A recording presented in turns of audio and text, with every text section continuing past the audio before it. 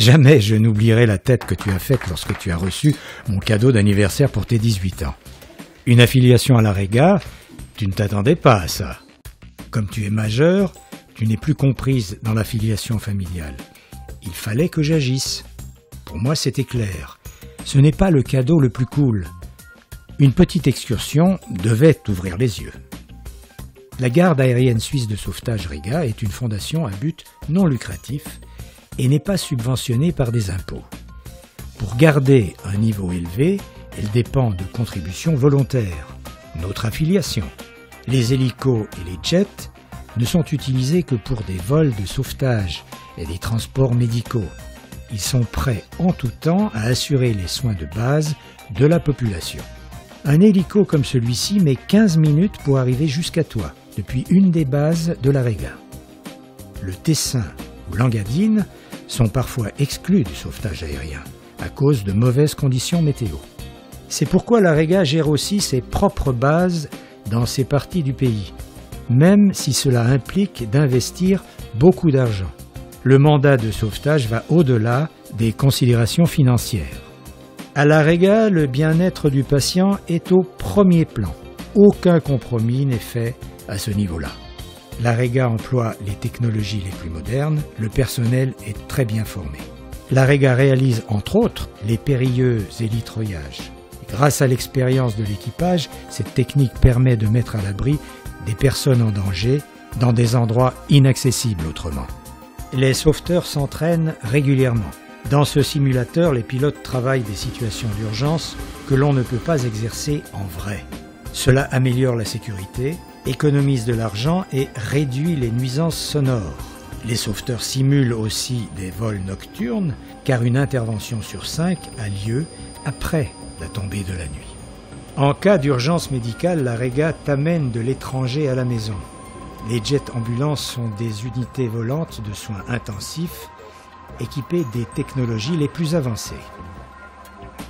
En moyenne, 2 jets décollent chaque jour et ramènent chaque année des patients provenant de 400 lieux différents. La centrale d'intervention est le cœur de la Rega. Ici, 60 personnes, réparties en plusieurs équipes, sont prêtes jour et nuit à recevoir les appels d'urgence et coordonner les interventions des jets et des hélicos. Imagine, la Rega ramène chaque année plus de 1000 patients en Suisse.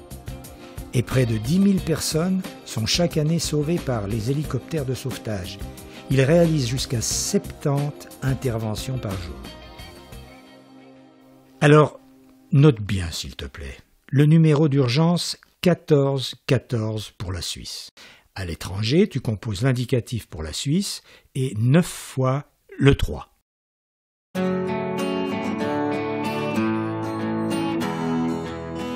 La centrale d'intervention, 17 hélicoptères de sauvetage, 3 jets ambulances, la disponibilité de l'équipage de sauvetage 24 heures sur 24 et les 13 bases d'intervention coûtent de l'argent, même quand les hélicos et les jets restent au sol en attendant une intervention. Et il y a plein de choses que nous ne voyons même pas.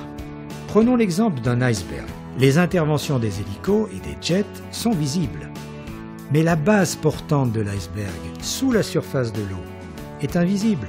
Les hélicos et les jets ne peuvent agir que grâce à des infrastructures, un soutien lors des interventions, l'entretien à l'atelier et bien plus encore.